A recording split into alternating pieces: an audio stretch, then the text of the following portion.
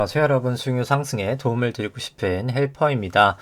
오늘 같은 경우에는 사실 증시가 올랐지만 국내 증시는 사실 조금 고점을 치고 약간 빠지고 있는 추세입니다. 다만 이제 특히나 이제 미국 쪽 다우가 상당히 좀 강하게 올라가고 있는데요. 유로 스톡스도 마찬가지고, 그렇기 때문에 아마 저는 조금 운명의 갈림길에 이제 거의 오지 않았나 라는 생각이긴 합니다. 이 부분은 조금 이따 뒤에서 보도록 하고요. 증시가 이제 특히나 왜 나스닥보다 이제 다우가 많이 갔을까 인 부분도 있고, 다우가 왜 많이 가고 있을까가 약간 좀 매크로적으로 보면은 그 재무부 일반 계정이 좀 감소한 부분이 있는데, 그냥 처음 들으시면 무슨 말인지 이제 모르실 수 있겠지만, 조금 이따 뒤에서 그 부분은 매크로 때 좀 간단하게, 간단하진 않겠지만 설명을 드리도록 하겠습니다. 바로 시작을 하면은, 이제 코스피 같은 경우 한 0.5% 정도 상승이 있었고요. 한 코스닥은 한 1.7, 1.9% 정도 상승이 있었습니다. 좀 엔터 쪽이 많이 올랐었고요. 그리고 이제 매번 말씀드리지만 제가 목이 좀 계속 상태가 좋지 않아서 좀 기침하거나 목 상태가 좀 좋지 않은 거는 양해를 부탁드리고요. 바로 이제 수급 쪽으로 넘어가면, 이제 코스피 같은 경우에는 외국인이 한 900억 정도 매수가 있었고요. 그 다음 기관 한 200억 정도 매도, 개인이 한 1000억 정도 매도가 있었습니다. 그 다음에 이제 코스피 200 같은 경우에는 외국인이 한 4100억 정도 매수가 있었고요. 그 다음 기관이 한 2270억 정도 매수, 개인이 한 3600억 정도 매도가 있었습니다. 코스닥 같은 경우에는 외국인이 한 1300억 정도 매수가 있었고요. 기관 한 900억 정도 매수, 개인이 한 2000억 정도 매도가 있었습니다. 누적 수급으로 좀 본다고 하면은 9월 선물 만기 이후로부터 일단 외국인 최근 기준으로는 매수 포지션을 유지하고 있습니다. 약간 좀 끊기는데 잠시만요.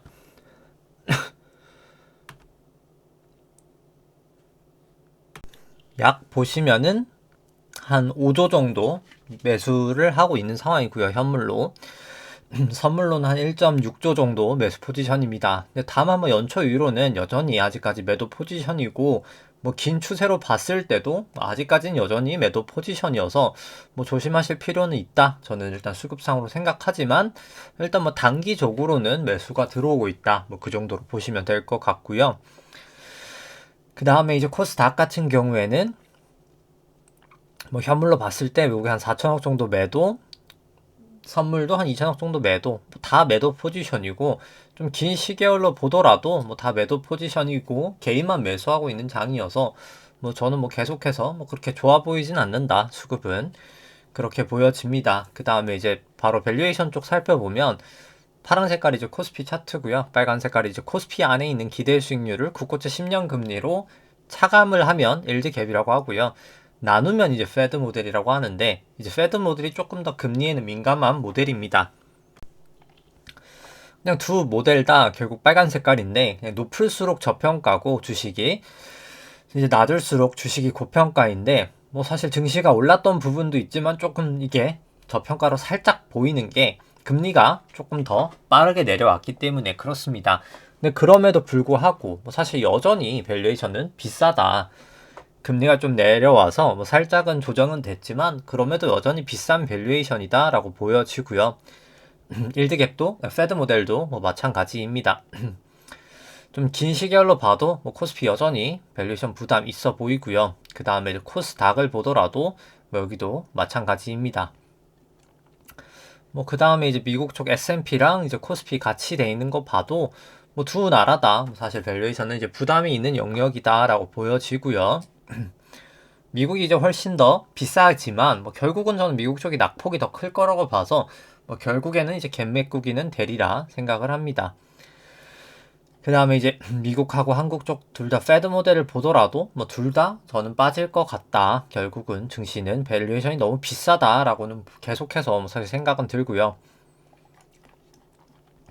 그 다음에 이제 코스피랑 코스닥 신용잔고 추이 간단하게 보시면은, 일단 합산 신용잔고 같은 경우에는 17조 정도 기록하면서 소폭 한 5천억 정도 증가가 되었습니다. 근데 여전히 이제 일단 주추세는 내려오고 있는 추세라고는 보여지고요. 그런데 일단 레벨 자체가 너무 높은 거죠. 신용잔고를 이제 코스피 시총으로 나눈 수치 같은 경우에도 이 높은 레벨에서 일단 떨어지고 있는 추세다. 결국엔 주 추세는 뭐 좋아 보이지 않고요. 신용잔고 증감 속도 같은 경우에도 결국은 이제 빠지고 있는 추세, 뭐 당연히 좋아 보이지 않는다라고는 보여집니다. 뭐 코스닥은 그냥 참고로 보여드리기만 하고요. 그 다음에 뭐 매크로 쪽 관련해서는 뭐 한국 수출액 전년 동기비 ISM 제조업, ISM 비제조업 다 일단 좀 꺾이고 있는 추세다. 그러니까 경기가 뭐 파탄 난 건 아닌데 그냥 좀 속도가 줄어들고 있다라고 보시면 될 것 같고요. 일간 수출액 대비해서 코스피 시가총액 보시면은 고점 넘었다가 지금 빠지고 있는 추세다라고 보실 수 있고, 그 다음 글로벌 GDP 대비해서 S&P랑 이제 코스피랑 S&P 보더라도 고점 찍고 빠지고 있는 추세, 특히나 이제 미국 쪽이 훨씬 더 고평가로 보인다라고는 보여지고요. 그 다음 하이힐드 스프레드를 보더라도 뭐 사실 200일은 아직까지 넘어가 있고 120일과 50일은 이동평균선을 사실 이제 하회하면서 단기적으로는 이제 위험 선호 구간으로 사실 들어왔지만, 뭐 사실 하이힐드 스프레드라는 게 이제 좀 장기 시계열로 보시면 보이시겠지만 이렇게 어정쩡하게 결국은 튀진 않거든요. 결국은 올라가기 때문에 뭐 저는 좀 조심하실 필요가 있다라고는 뭐 계속해서 사실 보고 있습니다. 그 다음에 이제 뭐 부동산 관련된 지표는 그냥 뭐 시간 관계상 보여드리기만 하고, 이제 금 데이터랑 뭐 좀 오늘은 생략하도록 하고요. PIR이랑 뭐 등등 데이터들 그냥 보여드리기만 하고 생략하도록 하겠습니다. 그 다음에 이제 뭐 변동성 이제 ATR하고 이제 빅스 코스피 200 같은 경우에는 넘어가 있죠. 그렇기 때문에 좀 조심하실 구간이다라고 보여지고요. 빅스는 아직까지는 넘어와 있진 않습니다. 그러니까 빅스로 봤을 때는 위험 선호라고 보여지고, 나스닥 같은 경우 ATR도 아직까지는 내려와 있기 때문에 아직까지는 위험 선호다. 빅스도 위험 선호다라고는 보여지지만 뭐 사실 이 정도면 거의 하단에 온 것 같긴 하거든요. 변동성 같은 경우에 제가 봤을 때. 그래서 뭐 계속 조심하실 구간이다라고는 보여집니다. 변동성 자체가 조심하실 구간이라고 보여지고요. 그 다음에 뭐 실질금리 같은 경우에 이제 BEI, 기대 인플레이션하고 실질금리 같은 경우에는 뭐 BEI 같은 경우에는 물가 발표 이후로 뭐 살짝 좀 떨어지고 있기는 합니다만 뭐 여전히 일단 2% 위이기는 하고요. 그 다음에 이제 실질금리 같은 경우도 뭐 약간은 그냥 지금은 지지부진한, 단기금리 빼고는 지지부진한 그런 상황입니다. 근데 여전히 일단 아직은 높은 수준이긴 하죠. 더 높아지긴 하겠지만. 그 다음에 일단 뭐 통화량 대비해서 S&P를 보면은 이제 S&P를 M2 통화량 지표로 나눈 거고요. 높을수록 그냥 고평가 통화량 대비, 낮을수록 저평가인데 뭐 닷컴버블 이후로 최고치를 찍었다가 여전히 일단 아직까지는 빠지고 있는 추세다라고 보여지고, 뭐 나스닥도 마찬가지입니다. 윌시 5000 대비해서도 마찬가지로 빠지고 있는 추세고요. 윌시 5000을 이제 GDP로 나눈 이제 버핏 지수라고 하는데, 이거는 여전히 이제 비싸 보이죠. 여전히 닷컴버블 때보다도 오히려 더 비싸다, 사실 그렇게 보여지고, S&P를 미국 주택가격 지수로 나눈 수치 같은 경우에 높을수록 주택 대비해서 주식이 고평가, 낮으면 이제 주택 대비해서 주식이 저평가라고 보시면 되는데, 뭐 여전히 뭐 사실 주식이 조금 더 비싸 보인다라고는 보여집니다. 그 다음에 이제 국내 쪽 같은 경우에도 똑같이 코스피도 뭐 엄청 미국 정도까지는 아니지만 여기도 살짝 비싸 보인다, 그렇게 보여지고요. 그 다음에 이제 코스닥 같은 경우에도 이 정도면 뭐 엄청 비싸다고는 할 수 없겠지만 비싸 보인다, 뭐 사실 여전히 이제 그 정도 레벨이다 라고는 보여집니다. 코스피를 서울 주택매매가격 지수로 나눈 수치 같은 경우에도 여전히 아직까지는 비싼 편이다 라고 보는 게 더 맞지 않을까 라고 싶고요. 뭐 중국 쪽은 간단하게만 보면 이 M1 나누기 M2가 밑에 있는 게 사실 안 좋은 거거든요. 2015년도 그랬고, 뭐 여전히 안 좋아 보이는 상황이다. 중국 쪽은 저는 계속해서 좀 부정적으로 봅니다. 돈이 없는 거죠. 그러니까 돈은 많은데 쓸 돈이 없다는 표현이 뭐 더 정확하겠죠. 이제 그런 상황이다라고 보실 수가 있고요. 뭐 되게 지금 좀 중요한 상황이기 때문에 되게 저는 변곡점인 상황이라고 봐서 좀 중요하다고 보는데, 이제 그리고 좀 변화가 있었죠. 이제 좀 변화가 이제 TGA라는 재무부 일반 계정이 좀 많이 감소를 하고 부채 계정에서 이 부채 계정에서 얘가 좀 감소폭이 있고 지준이 그만큼 좀 늘어나는 현상이 있었는데, 이제 뭐 바로 이렇게 얘기를 하면은 뭐 이해를 못 하시는 분들이 더 많을 테니까 뭐 계속 들으셨던 부분이 아니라면 뭐 오늘은 좀 찬찬히 좀 다 한번 좀 설명을 좀 다시 한번 리마인드를 해보도록 하겠습니다. 일단 뭐 양쪽 하나부터 양적 긴축까지 좀 효과를 잘못 이해하는 경우가 많기 때문에 다시 한번 좀 설명을 해드린다라고 하면은 양쪽 하나는 그냥 중앙은행이 자산 매입하는 거 아니야 라고 하실 수 있는데 뭐 그게 사실 맞습니다. 그래서 뭐 연준이라고 생각을 해보면 연준이 국채를 100을 사죠. 그럼 누군가는 국채를 팔 겁니다. 그럼 현금이 100이 생기겠죠. 근데 그 현금을 당연히 은행 시스템에 넣겠죠. 저희가 뭐 현찰로 진짜 프린트된 달러를 받진 않을 테니까요. 은행한테는 그게 비식이 될 거고요. 제 돈이니까요.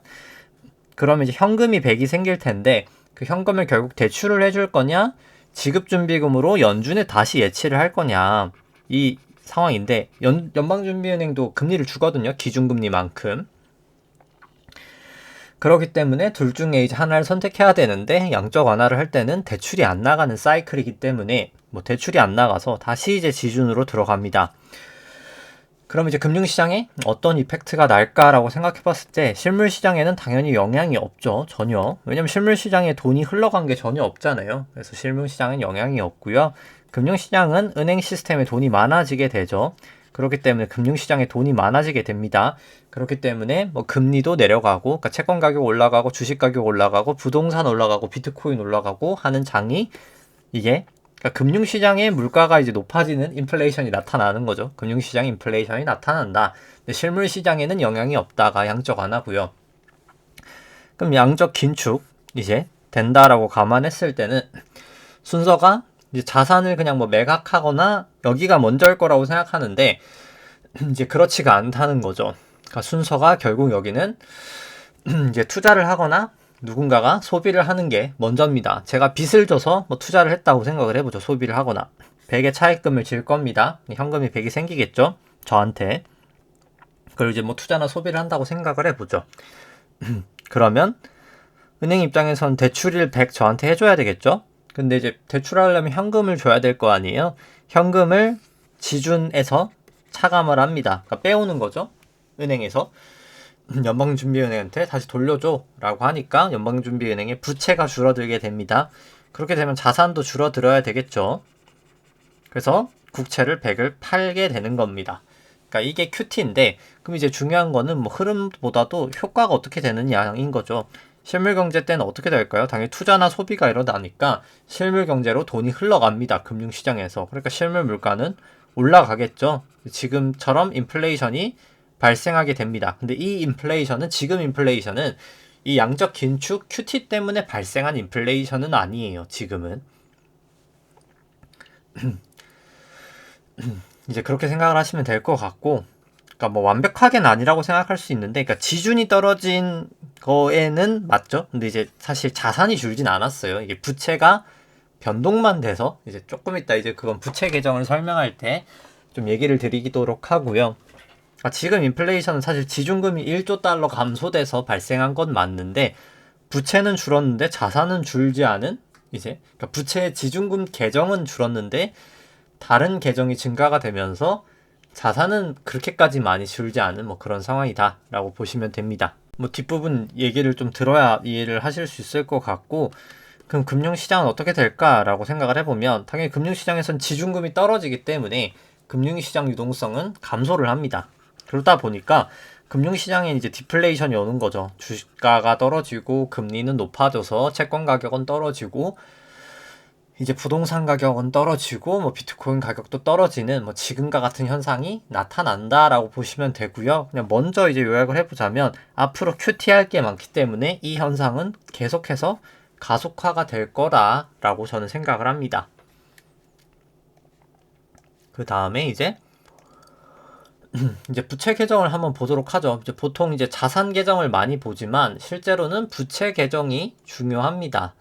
근데 이제 부채 계정을 보기에 앞서서 일단 먼저 그냥 수요와 공급을 오늘 다시 한번 또 보도록 하죠. 그냥 중요한 날이니까 뭐 계속해서 그냥 반복을 하도록 하겠습니다. 그래서 이제 수요와 공급을 보면은 보시면은 아주 밑에 있네요. 네, 해서 보면은 이제 OECD 소매 판매랑 이제 산업 생산 데이터가 있는데 결국 그냥 소매 판매가 수요고요. 산업 생산이 이제 공급이다. 뭐 그렇게 보셔도 무방합니다. 고정자산 투자는 그냥 투자라고 보시면 될 것 같고요. 7, 80년도는 당연히 수요가 더 강했으니까 인플레이션이 왔던 그런 해였었고요. 7, 80년도. 닷컴 버블 때와 2008년도 금융위기, 공급이 훨씬 더 많았기 때문에 경기 침체라는 게 올 수 있었습니다. 그 이후로 2008년도 이후로는 수요와 공급이 거의 일정했어요. 그래서 뭐 문제가 없었는데 인플레이션이 발생 안 했었죠. 그렇다고 디플레이션이 온 것도 아니었고요. 그냥 뜨뜻미지근한 그냥 물가가 상승을 했었는데 코로나 발발 이후로 둘 다 감소를 했다가 공급은 그만큼 증가를 하지 못했고요. 감소를 한 것까지는 아니지만요. 수요 자체가 너무 폭발적으로 증가를 한 게 문제가 됐습니다. 그게 이제 문제인 거죠. 그럼 이만큼 결국 초과 수요가 발생하니까 물가가 상승할 수밖에 없었다라고 볼 수도 있고, 초과 수요가 되니까 지중금, 아까 말했던 그 돈이 써지게 된 거죠. 그러니까 양적 완화 때 푼 돈들이 써지기 시작했다. 그러니까 쉽게 말해서 뭐라고 해야 될까요? 그러니까 뭐 정부가 뭐 재난지원금을 우리 모든 개인한테 10억씩 다 줬는데 사람들이 그냥 그 돈을 다 통장에 그냥 묵혀놨다가 사람들이 이제 쓰기 시작했다라고 보시면 뭐 딱 맞는 지금 상황이지 않을까라고 생각을 합니다. 사람들이 돈을 쓰니까 어떻게 됐을까? 라고 생각을 해보면 일단 가장 첫 번째로 대출이 증가하게 됩니다. 왜냐면 대출로 소비를 하는 사람들이 생기기 시작한 거죠. 그래서 실제로 데이터로 보면 대출이 증가를 합니다. 근데 딱 그 증가를 하는 시점이 2021년 딱 5월부터 대출이 증가를 시작합니다. 대출이 시작한 2021년 5월이라는 게 되게 중요하고요. 대출 증가율을 계속 감소하다가 이제 증가를 하게 되었었고요. 근데 그렇다 보니까 대출은 나가고 사람들이 소비를 하니까 아까 그 지중금, 예금 쓰는 거죠. 그래서 원래는 양적 완화 때문에 예금이 이렇게 폭발적으로 증가를 했는데 대출에 비해서 대출은 그만큼 못 늘었죠. 근데 예금이 사람들이 돈을 쓰니까 예금은 줄어들고 대출은 나가니까 예대율이 최저점을 찍은 상태로 올라가게 됩니다. 그러니까 시중에 돈이 이제 신용 창출이 되면서 이제 돈이 흘러가는 상황이 됐다라고 보시면 되겠죠. 근데 이제 2008년도랑 2000년도에는 당연히 신용 창출이 완벽하게 됐던 해이기 때문에 100%를 기록하면서 신용 위기가 이제 발생이 됐는데 뭐 저는 사실 신용 위기는 지금은 뭐 가능성이 엄청 크지는 않다고 생각을 합니다. 그런 시스템적 위기 같은 경우에는 뭐 비트코인이나 이런 거를 제외하고 나서는 물론 뭐 아예 발생을 안 한다라고는 할 수 없겠지만요. 근데 이제 사실 그냥 금융시장에 돈은 많다라고 보시면 됩니다. 그러니까 미국 기준이죠. 우리나라는 예대율이 높기 때문에 우리나라는 아니고요. 근데 아무튼 그런 상황인데 이제 그래서 이제 부채 계정을 알 필요가 있습니다. 원래는 이제 사람들이 보통 자산을 많이 쳐다보지만 뭐 자산이 늘었네, 줄었네, 양적 완화를 하면서 자산이 이렇게 늘었었고 2016년부터 QT를 하면서 잠깐 감소를 했다가 재차 코로나 때 자산 매입을 하면서 어마어마하게 증가를 했다가 또 다시 지금 QT를 하고 있는 상황이다 라고 보시면 되는데, QT를 아직 해야 될 금액은 너무나 많은 상황이다. 인 상황에서 부채를 먼저 일단 살펴보면 뭐 매번 얘기를 하는 내용입니다만 부채는 일단 크게 네 가지로 구성이 됩니다. 유통통화, 지급준비금, 재무불방계정, RRP, 이제 리버스 레포로 구성이 되는데, 유통통화는 그냥 이제 프린트된 달러다. 뭐 진짜 지폐 달러라고 보시면 될 것 같고요. 그냥 경제 성장률만큼 증가를 합니다. 지급준비금은 은행들이 연방준비은행에 예치를 해놓은 현금이다 라고 보시면 될 것 같고, 재무부 일반계정은 이제 재무부가 재정정책을 하기 위해서 국채를 발행하거나 세수를 걷어놓은 현금이다 라고 보시면 되고, 이제 리버스 레포 같은 경우엔 연준이 단기금융시장에서 돈을 차입한 금액이다 라고 생각을 하시면 될 것 같습니다. 근데 보통은 양적 완화를 하면 이 지급준비금이 증가가 됩니다. 보통은 그랬었죠, 과거에는. 그래서 QT를 하면서 지급준비금이 이렇게 감소를 했었습니다.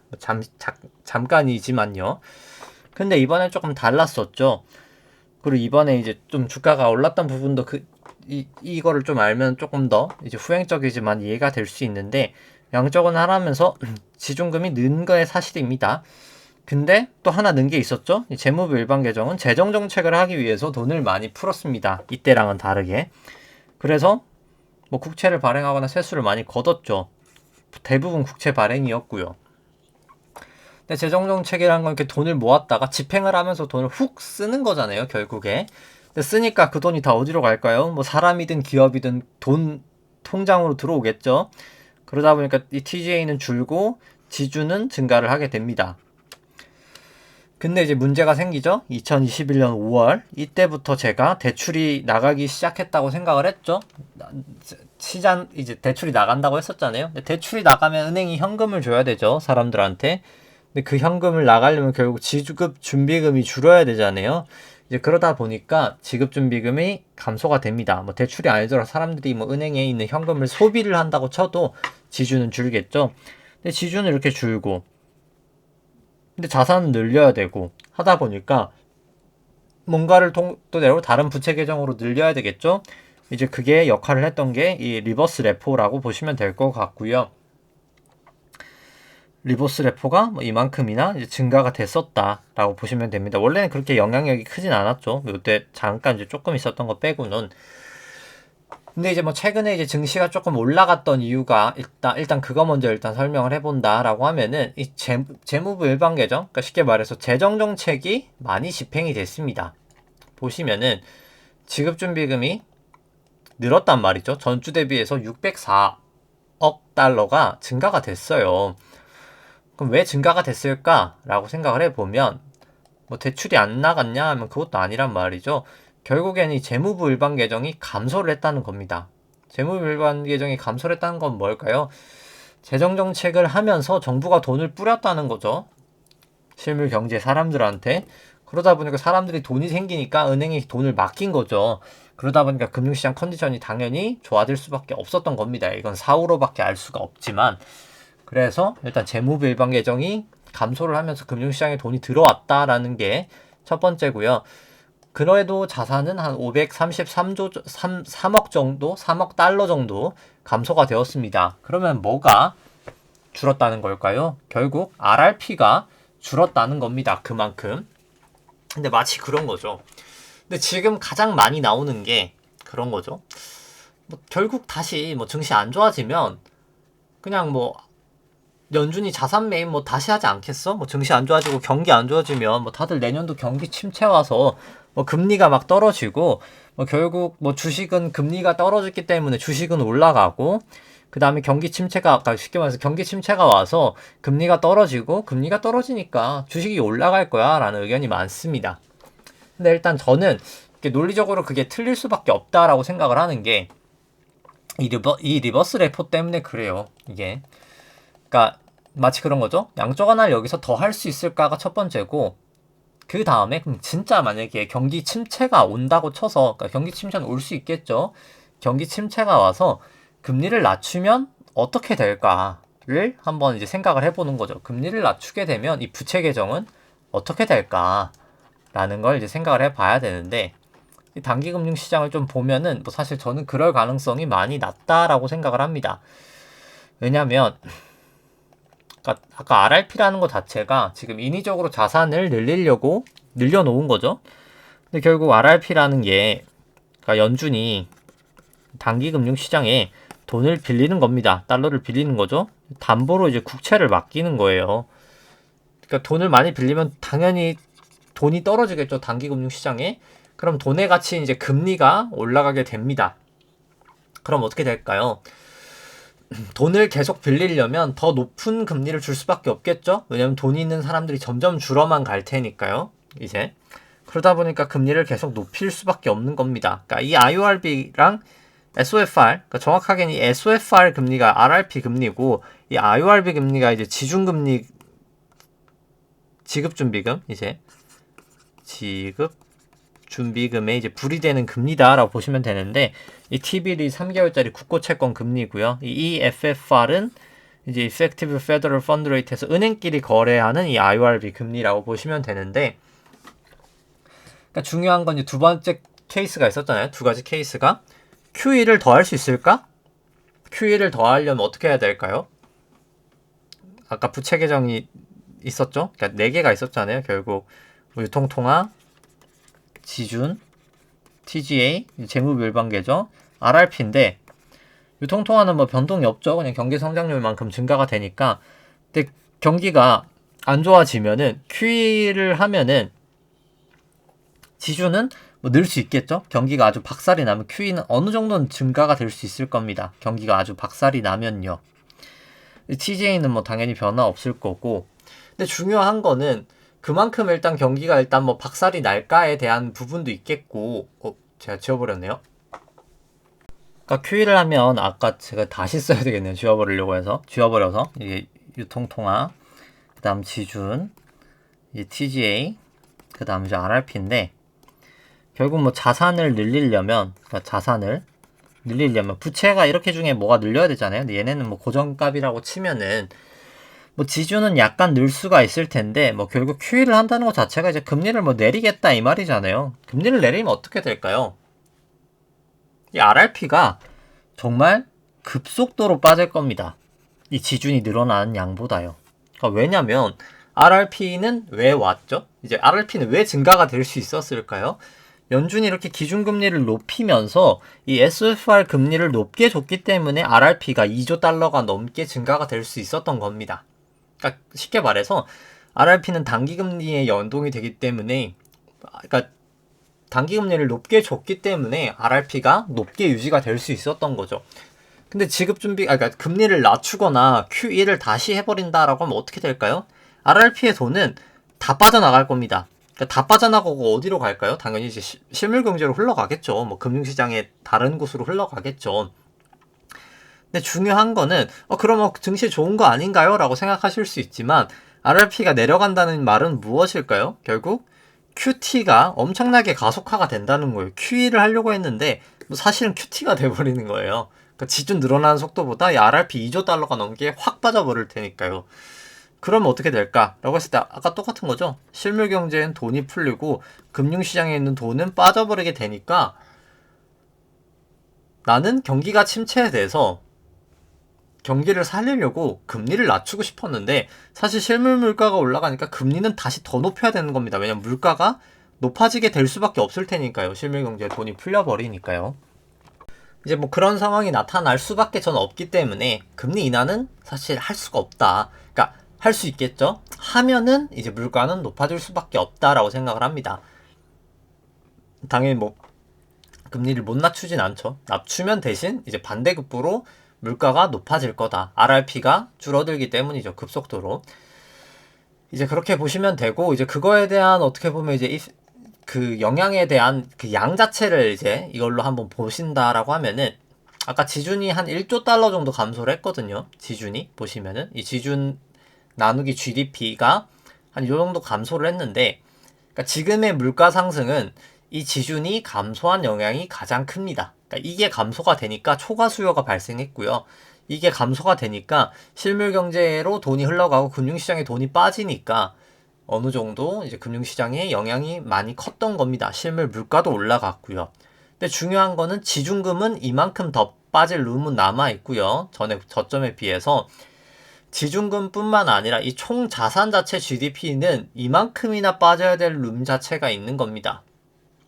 쉽게 말해서 RRP인 거죠. 총 자산이 결국 뭐 RRP랑 지준이 제일 큰 거잖아요. 유통통화는 어차피 감소 못 하니까요. 결국 RRP가 이렇게나 감소가 되고 지준과 감소가 되면 물가가 엄청나게 높아질 수밖에 없다는 거죠. QT를 해야 될 양이 어마어마하다라고 보시면 됩니다. 3.9조 달러 정도 남았네요. 3.9조 달러 정도 남았기 때문에 사실 어마어마한 양이 남았다라고 보시면 될 것 같습니다. 그러니까 쉽게 말해서 마치 그런 거죠. 그러니까 이 말을 안 들었었던 것 같은데 물가가 5%를 넘은 다음에 다시 2%로 돌아오는 게 한 어느 정도 걸릴까라고 했을 때 지금 모든 전문가들이 그냥 한 해 올해 넘고 내년이면 다시 2%로 와 라고 지금 얘기를 하고 보통 계시는데 실제로 역사적으로 5%의 물가가 2%로 가는 건 얼마 걸렸을까라고 했을 때 최소가 10년이었습니다. 최소가. 네. 근데 이번엔 달라. 이번에는 1년 만에 가능해. 라는 게 가능할까요? 항상 금융시장이 마치 그런 거죠. 이번은 달라는 항상 다르지 않거든요. 이번은 달라라는 말은 항상 다르지 않았습니다. 네. 그렇기 때문에 뭐 저는 이번에도 똑같이 저는 뭐 한 미니멈 5년에서 한 10년 정도는 고물가의 시대를 갈 겁니다. 근데 이제 그거가 있는 거죠. 이 지준이 줄어든 영향과 앞으로 지금 QT가 지금 계속 되고 있긴 하잖아요. 이 되는 게 시차가 있기 때문에 지금 물가가 살짝 내려오고 있는 모습을 보여주고 있는 겁니다. 왜냐면 내가 지금 당장 돈을 썼다고 물가가 지금 바로 당장 올라가진 않잖아요. 지금 물가가 살짝 내려오는 척을 하고 있는 게 시차가 있는 거죠. 이제 그거에 대한 영향이다라고 보시면 될 것 같습니다. 뭐 그래서 뭐 전반적으로 거의 얘기를 드리려고 했던 거는 다 드렸던 것 같고요.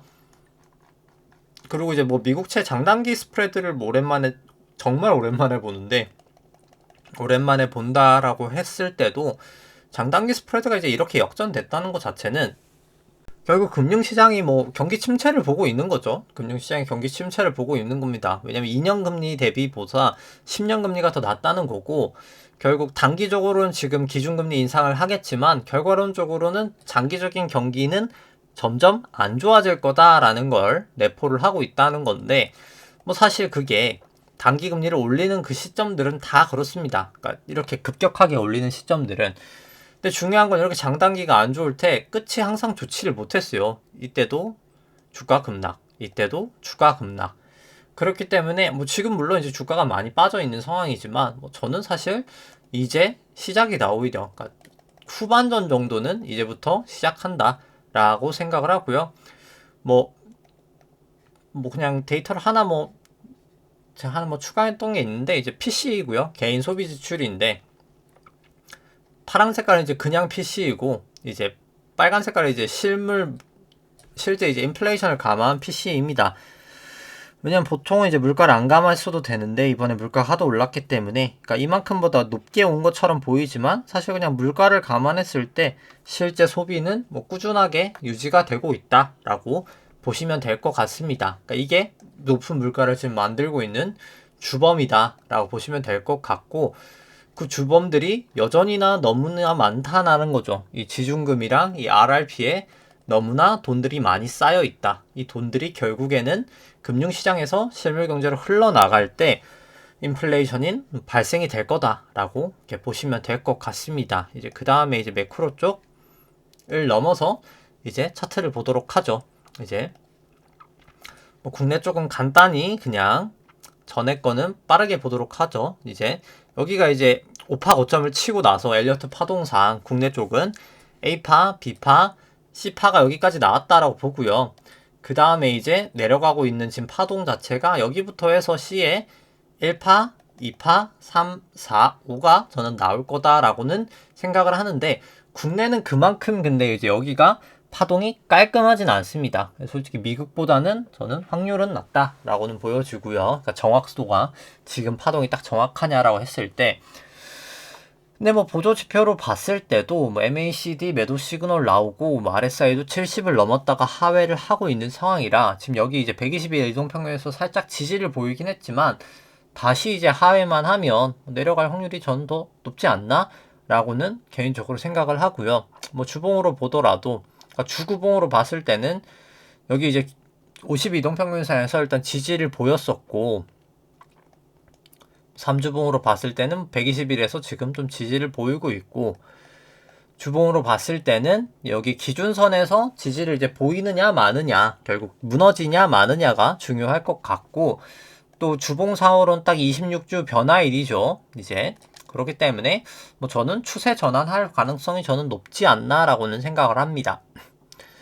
그 다음에 코스닥은 여기 구름대에서 막히고 지금 기준선에서 일단 52동평균선과 지지를 한 상황인데 결국 다시 저는 빠지지 않을까? MSI나 MACD나 봤을 때 1, 2, 3 이렇게 하락하지 않을까라고는 생각을 합니다.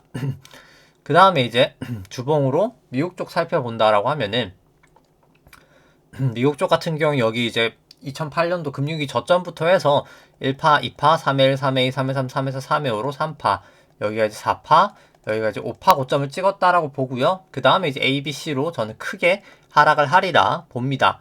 그 다음에 이제 5파 고점부터 조금 살펴본다라고 했을 때 여기가 이제 5파 고점이고, 그러니까 결국 A, B, C로 해서 큰 A가 나오고, 그 다음에 A, B, C로 해서 B가 나오고, 큰 B가 나오고, 지금이 뭐 저는 여전히 C의 1, C의 2 반등 이후에 C의 3이 빠지고 있는 상황이다.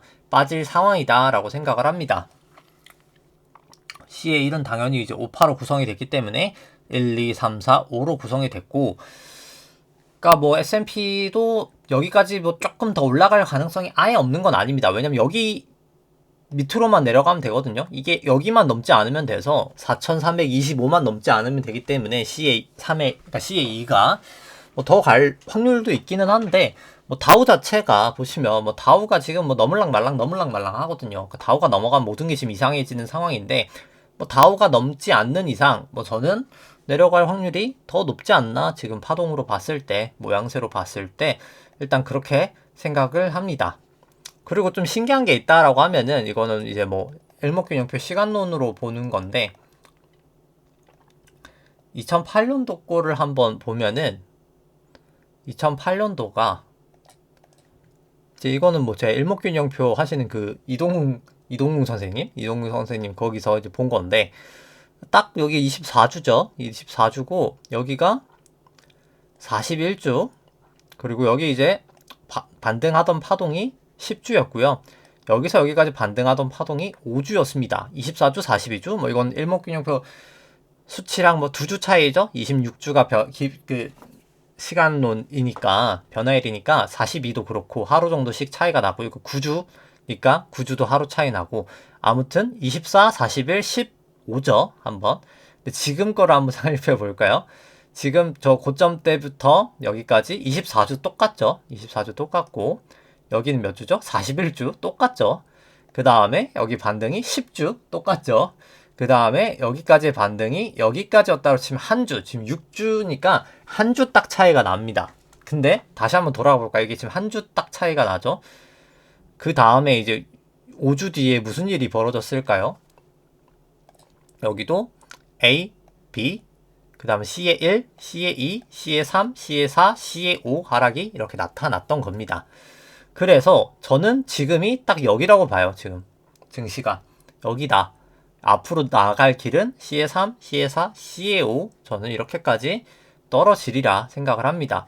마치 그런 거죠. 이때 주가가 1300에서 1400까지 올라갈 때 다 환호를 했겠죠. 그 다음 여기서 1200에서 1300까지 갔을 때 사람들이 다 그렇게 생각했을 겁니다. 지금처럼 한 10% 넘게 반등을 하니까 이제 바닥 찍은 거 아니야? 쌍바닥? 이게 지금 쌍바닥 얘기가 많죠? W? 쌍바닥? 아니야? 이렇게 얘기가 많이 나왔었던 때입니다. 똑같이, 지금하고 똑같이, 사람은 똑같으니까.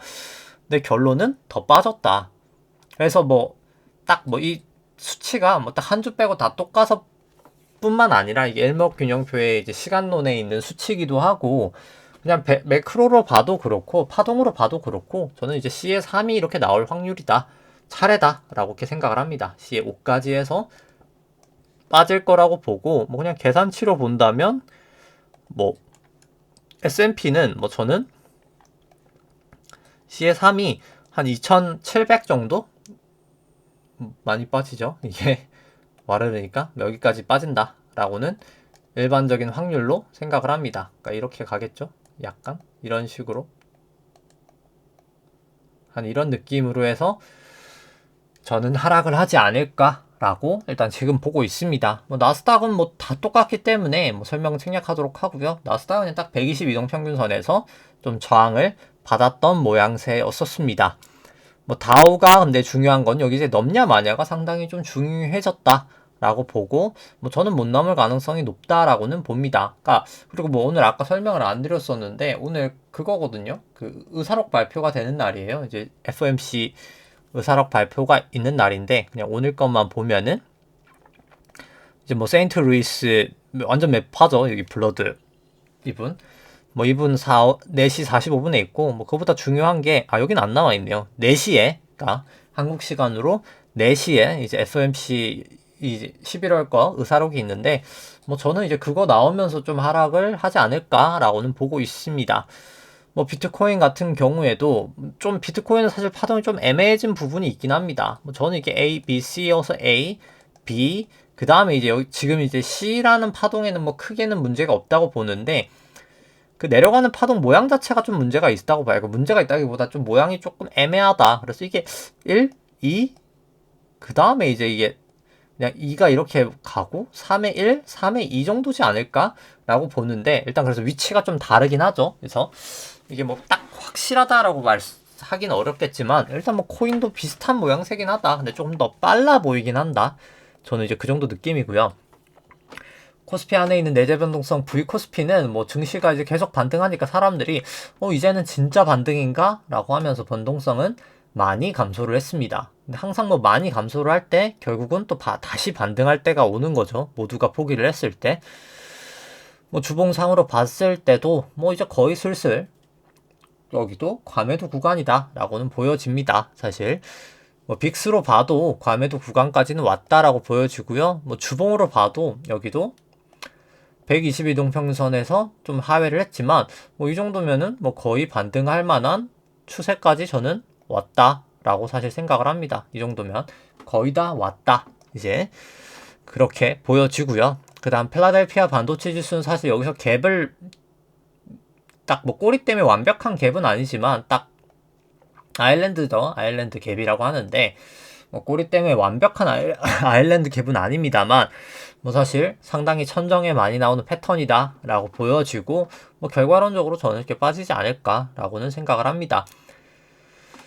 기준선이 뭐 계속 쭉쭉 올라오겠죠. 뭐 그런 상황에서 역전이 되면서 빠지지 않을까 싶고 뭐 니케이도 똑같이 그냥 결국은 1, 2, 그 다음에 이제 떨어지는 파동이다.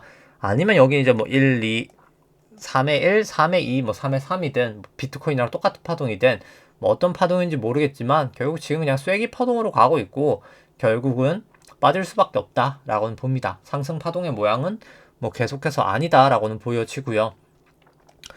뭐 유로스톡스 같은 경우에도 뭐 그냥 오랜만에 여기도 설명을 길게 해보면 A, B, C로 나온 다음에 그게 큰 A고 여기가 결국 A고 그냥 B가 이렇게 지리하게 움직였고 B가 그 다음에 이게 C였다라고 봅니다. C가 이제 이렇게까지 올라왔다. 그래서 뭐 결국에 그냥 다시 이제 B까지 끝났으니까 그러니까 이게 A, B, C가 큰 B인 거거든요. 큰 B가 끝나고 이제 C가 저는 곧 시작될 거다. MACD로 보나 뭐 여기 RSI나 보나 뭐 곧이라고 봅니다. 뭐 주봉으로 봐도 여기 구름대 뭐 살짝 넘었지만 결국 다시 구름대 밑으로 빠지면서 저는 C파가 나타나리라 생각을 합니다. 뭐 변화일로 봐도 아까 말씀드렸듯이 26주 변화일 나오죠. 이제 이렇게 한 주 딱 땡기면 나오잖아요. 이제 여기니까 지금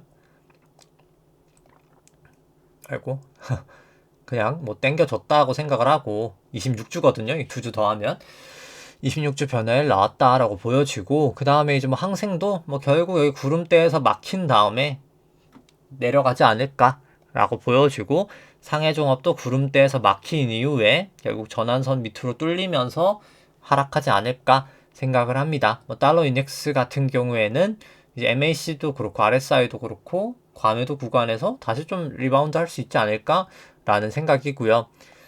뭐 달러 원도 뭐 마찬가지입니다. RSI나 MACD나 뭐 다 다시 반등 좀 추세를 뭐 보이고 있고요. 이제 뭐 WTI 같은 경우에는 뭐 좀 감산에 대한 그런 약간 찌라시가 있었죠. 이제 그랬다가 뭐 결국 아니다. 사우디나 뭐 오펙에서 아니다라고 하면서 재차 반등을 했고 뭐 사실 뭐 그런 정치적인 뭐 바이든 대통령과 뭐 사우디 이제 왕세자가 뭐 그런 게 있지 않았던 이상 뭐 사실은 감산을 하면 더했지 증산을 할 가능성은 사실 매우 매우 낮은 상황이다라고 보시면 될 것 같습니다. 그 다음에 이제 뭐 금 선물 같은 경우에는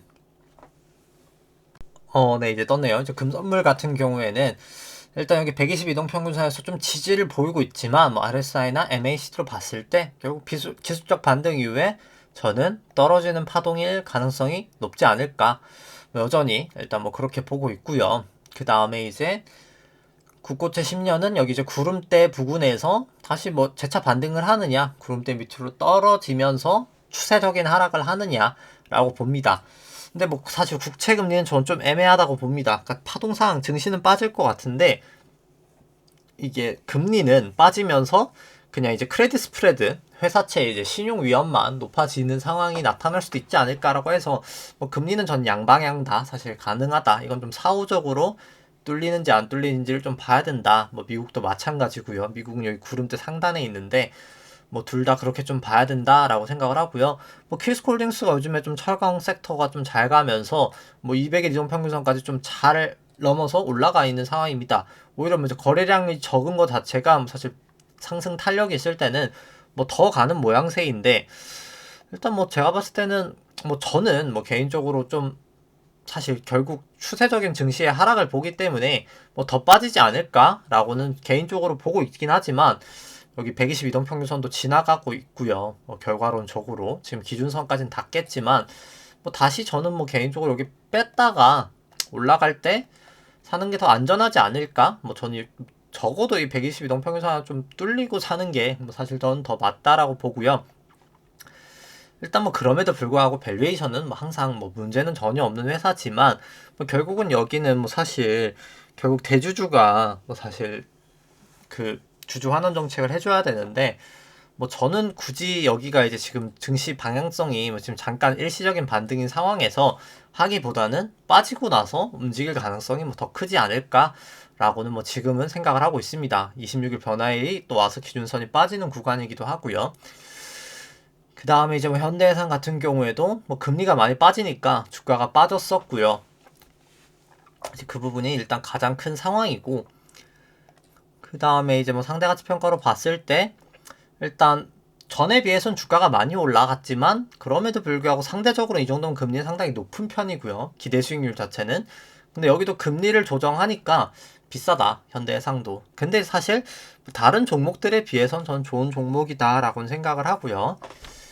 근데 이제 다른 종목들에 비해선 거죠. 근데 증시 방향성 자체는 좀 좋진 않다라고 계속은 생각을 하고 우리 금융 지주도 일단 구름대는 넘고 이제 120 이동평균선도 넘어서면서 추세가 나쁜 거는 아니나 뭐 여기도 일단 뭐 저는 증시 방향성이 안 좋기 때문에 좀 보수적으로 보는 게 더 맞지 않을까.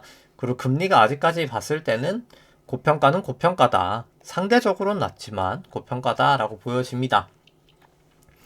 그 다음에 이제 삼성전자도 결국 MACD 과열 나오면서 빠지고 있고요. 뭐 저는 뭐 결국 기준선 올라가면서 여기를 하회하면서 빠지지 않을까라고는 뭐 계속 보고 있긴 합니다. 뭐 절대가치 평가로 봐도 밸류에이션 메리트는 크지 않고 뭐 상대가치 평가로 봤을 때도 보시면은 이걸 땡겨 와야 되겠네요. 안 옮겨지나? 그냥 뭐 그냥 쓰도록 하죠. 이제 상대가치 평가로 봤을 때도 원래 8% 정도 하회를 할 때 항상 문제가 생겼었는데 주가가 이렇게 빠지면서 뭐 지금은 그만큼 과거 정도까지 기대 수익률이 높아진 것도 아니고 심지어 금리를 감안하면 역사적 거의 최고점 밸류에이션이기 때문에 뭐 저는 금리가 최근에 좀 빠지긴 했어도 여전히 고평가다라고는 생각을 합니다. 증시 같은 경우에는 삼성 같은 경우에는 그렇게 보여지고요. 그 다음에 이제 하이닉스 같은 경우에는 뭐 덜 안 좋죠. 사실 하이닉스는 사실 중국 비중이 높아서 공장에서 좀 훨씬 좋지 않다라고 보고요. 이제 인텔에서 렌트 공장 산 것도 중국 쪽이기 때문에 그리고 삼성은 새로 짓는 것도 평택에 짓잖아요. 삼성에 비해서 저는 지금 하이닉스가 훨씬 안 좋다라고 보고 뭐 어느 정도 그게 다 주가에도 반영이 되는 거죠. 반등폭으로 보시더라도. 그래서 뭐 하이닉스는 뭐 그냥 꼭 차트를 안 보더라도 좀 좋지 않은 상황이다 라고 보여주고 뭐 절대가치 평가도 그냥 여기는 원래 실적 변동성이 커서 좀 싸 보이는 거다 라고 보시면 될 것 같고 상대가치 평가도 금리를 감안하니까 비싸다 라고 보시면 될 것 같습니다. 그 다음에 이제 뭐 현대차 같은 경우에도 다시 내려오고 있죠. 뭐 결국 저는 기술적인 반등 2파 이후에 3파가 지금 시작되고 있다라고 국내 쪽은 보여지고요. 현대차 같은 경우는 밸류에이션도 비싸고 그 다음에 이제 상대가치 평가로 봐도 금리를 감안하면 비싸기 때문에 저는 뭐 그렇게 메리트가 없는 종목이다라고 생각을 하고 LG화학도 뭐 결국 볼린저 밴드 이렇게 벌어졌다가 모이는 것 자체도 좋진 않고 전환선에서 계속 막히고 있는 걸 봤을 때 뭐 저는 뭐 딱히 좋아 보이지 않는다. 지금은 이제 그렇게 보여지고 원래 그냥 밸류에이션 자체도 뭐 그렇게 좋지 않기 때문에 뭐 저는 굳이다라고 보여집니다. 금리를 감안해도 싸진 않죠. 여기도 뭐 롯데케미칼 같은 경우에도 뭐 유상증자 있고 뭐 결국 사실 지금 싸게 산 것도 아니고 사실 LG 머티리얼스를 그럼 뭐 롯데건설 지원하는 문제도 있고 뭐 저는 뭐 사실 200이 넘은 평균선 확실히 못 넘고 이렇게 내려온 거면 그냥 내려가는 추세로 저는 더 빠질 거라고 봅니다. 유상증자 지금 이렇게 바로 하는 종목은 뭐 사실 단기적으로 저는 들어가는 건 전혀 아니라고 항상 생각을 하고요. 좀 안전하게 보다가 충분히 빠지고 들어가는 게 저는 맞다라고 봅니다. 뭐 밸류에이션 저평가인데 이게 제가 유상증자 감안을 안 해서 그렇지 가담 하나 하면 더 빠질 거라고 보고요. 상대가치평가로 봐도 뭐 그렇다라고 봅니다. 그러니까 금리를 감안하면 뭐 여기도 엄청 비싼 것까지는 아니지만 안 좋고 유증까지 감안하면 더 안 좋을 거다라는 생각이고요. 뭐 효성화학 같은 경우에도 이 기준선에서 지지를 하냐 마냐인데 깨지면 결국 후행스팬 깨지면서 내려갈 거기 때문에 좋지 않다. 근데 MACD나 RSI 봤을 때 둘 다 좋아 보이지 않는다. 그렇게 생각을 하고 다만 밸류에이션은 싸다 라고는 보여지지만 굳이 뭐 차트가 안 좋을 때 들어갈 필요는 전혀 없다라고 보여집니다.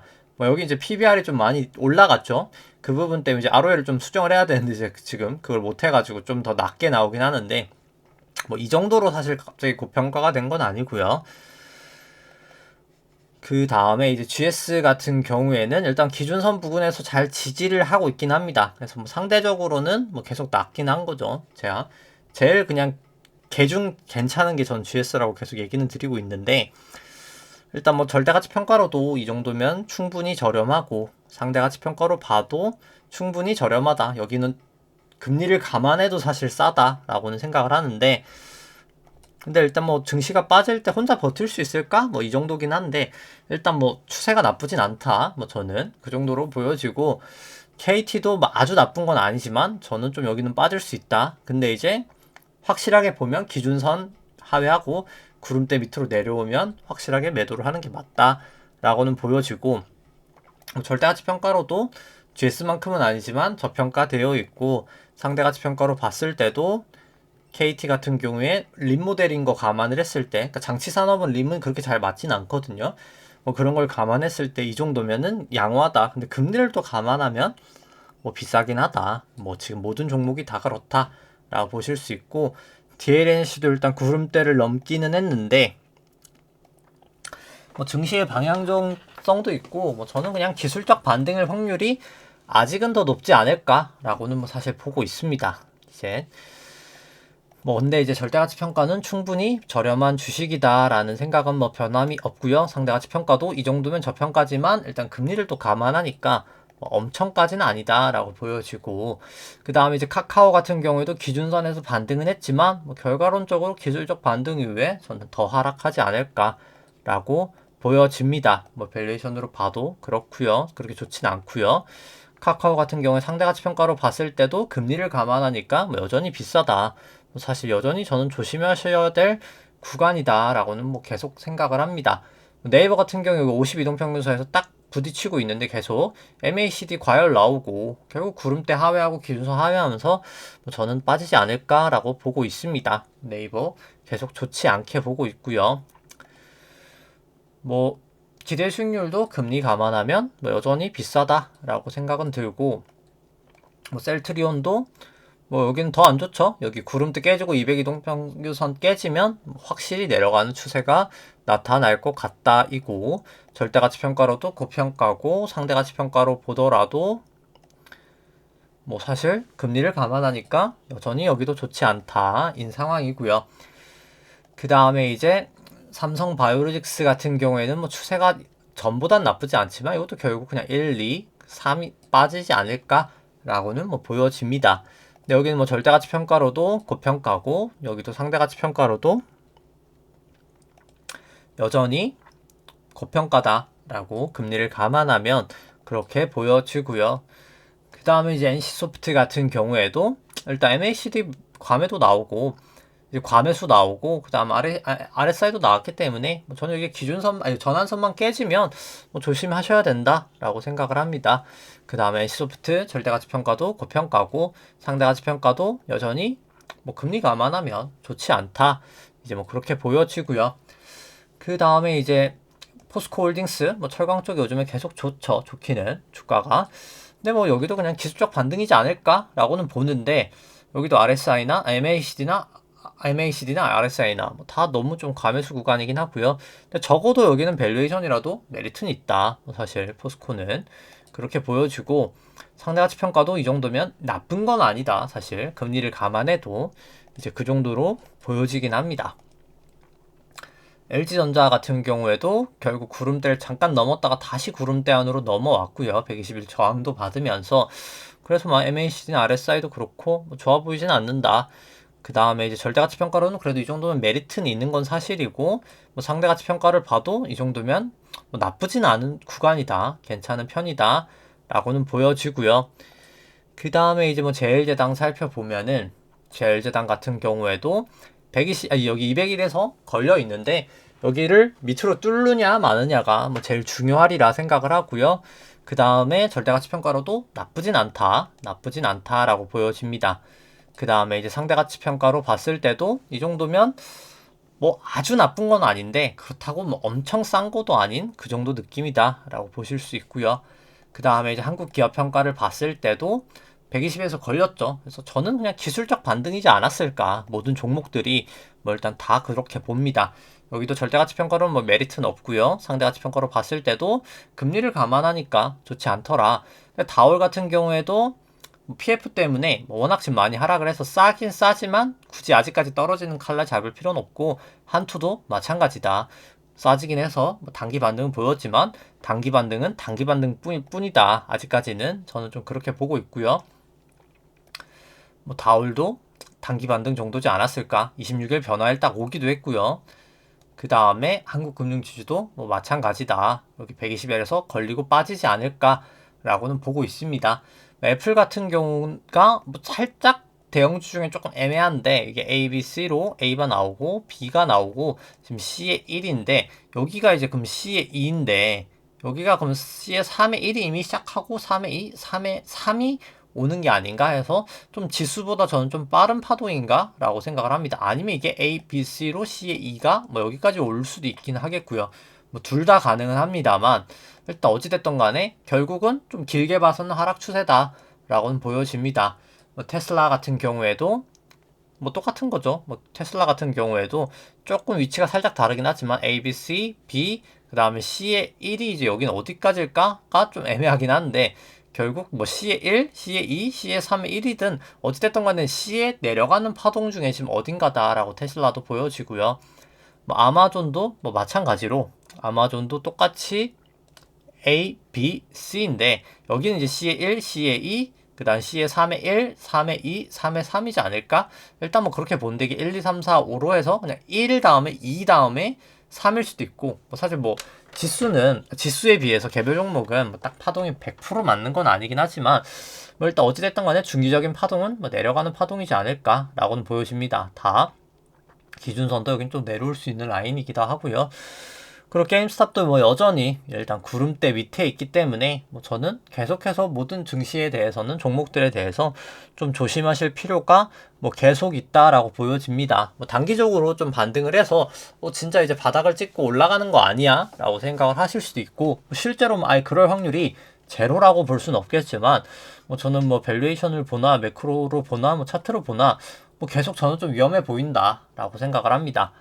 이제 그렇기 때문에 저 같은 경우에 좀 안전운전을 계속 하시는 게 좀 좋지 않을까라고 생각을 하고요. 네, 그럼 오늘 방송은 여기까지 하도록 하겠습니다. 네, 좋아요와 구독 누르시면 감사하겠습니다. 네, 이상입니다.